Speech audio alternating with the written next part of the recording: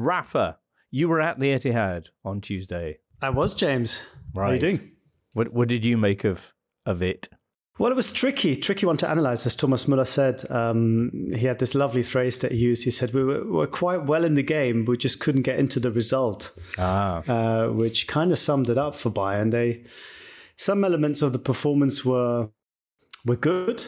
They had a decent amount of possession. They did create some chances, especially in that spell 15, 20 minutes after the break. But it didn't take them. And of course, at the back, they were shaky throughout and then very nearly fell apart. So in the end, it felt to me almost like a good result because City could have made it 4 or 5, I think, by the time Bayern were really just holding on. Yeah, in the end, look, you don't score goals, you concede 3, you can't be happy. But I can understand why Thomas Tuchel and some of the players felt that it actually wasn't a 3-0. It didn't feel like a 3-0 defeat. It felt like a game that should have been closer in terms of the result. Although if Jan Sommer hadn't been on his game, it could have been equally, as you say, much worse. How much did they miss Choupo-Moting? Well, you say that, but in Germany he was very criticised. Oh, really? Very much criticised for that first Rodri goal. Suggestion that a taller goalkeeper or a goalkeeper called Manuel Neuer, when he's not on crutches, might have saved it. I think it is a bit facetious. But we should mention it because it was a big debate in Germany. Okay. Choupo-Moting, will he be back for the second leg? And do you conserve any hopes for that? Yeah, Bayern showed him training individually on Wednesday. I think he should be in contention. Whether it'll be enough for him to start and play the entire 90 minutes, I'm not sure. But I think that there's a good chance he'll play. And I'm less sure about Sadio Mane. Not for reasons of fitness, but because there was this altercation with Leroy Sane after the game, and we expect some kind of sanction on Thursday to be decided by the club. My hunch is that it's not going to be a full-blown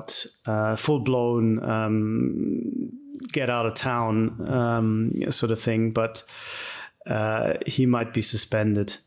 Let's talk about a game or two. Let's talk about FC Bayern going full Blackburn Rovers in this game. What was behind the punchin' and munchin'? It was very innocuous, James. With about 10 minutes to go, there was a pass from Sane towards Mane, and Sane wanted Mane to come deep to collect, and Mane made a start to go towards goal. And that's why the pass was intercepted. And they started talking about it after the whistle, and it continued and continued.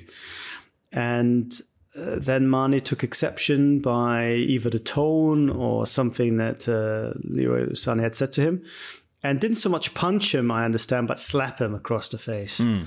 But hard enough with to enough draw force blood to bust, bust his lip. And of course, you can't keep something like that quiet in Munich. But it is still, I think, quite emblematic of not so much the whole dressing room. I think more of Sadio Mane's situation, who's been coming under increased pressure because his performances have been very underwhelming, very disappointing. Bayern thought that they had signed some kind of superstar in the summer, and everyone was congratulating themselves about this coup of getting Mane in, and he's just been not terrible, I should say, but just not quite as good as people thought. And I think after this less than impactful performance as a sub at the Etihad, maybe, one thing led to another, and the kind of frustrations that perhaps he feels about his own form came to the fore.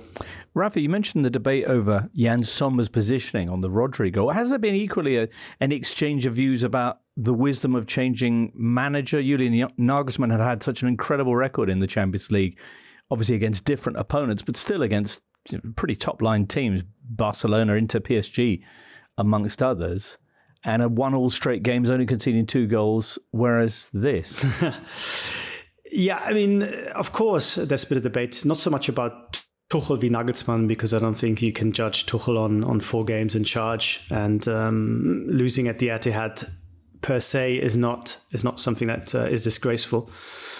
But of course, changing manager halfway through the season or 2/3 into the season, and then it backfires in terms of Bayern getting knocked out of the cup and in all likelihood getting knocked out of the Champions League, doesn't make it look like the smartest of moves. But I think inside the team and away from the sort of the hot takes, people still are fairly happy that Bayern reacted. Things weren't heading for the right direction with Julian Nagelsmann, irrespective of individual results. But there was a sense that things were not going to go better next season either. And I think there's a sense within the team and certainly the club, away from the hot takes, that having Tuchel in is a serious upgrade and that he shouldn't be judged on his first 4 games in charge. I do understand that a lot of players are very, very impressed with what Thomas Tuchel has done, even in a short space of time, the way he talks to them, the way he sets them up. Of course, with Bayern, you're always judged on the results.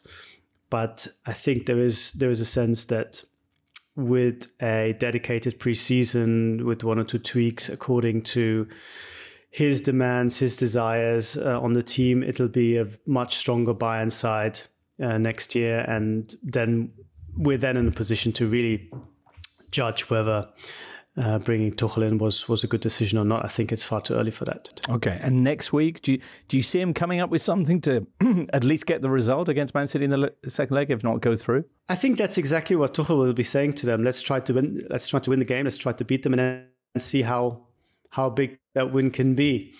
First, you have to beat them. Then you can start thinking about scoring 3 goals or maybe 4 that you need to at least take it into extra time. Straight after the game, I think everyone was very down and felt that their chances were probably less than 1%. As the week goes on, as you start thinking about some of the good results you've had in the Allianz Arena, as you perhaps start thinking about 1 or 2 big disappointments from City in this competition over recent years, you think, okay, maybe we have a chance, but the chance would be very small. It'd be maybe, I don't know, 3%, 4%. Out of 100 games, you might win 3 or 4 high enough against the City team.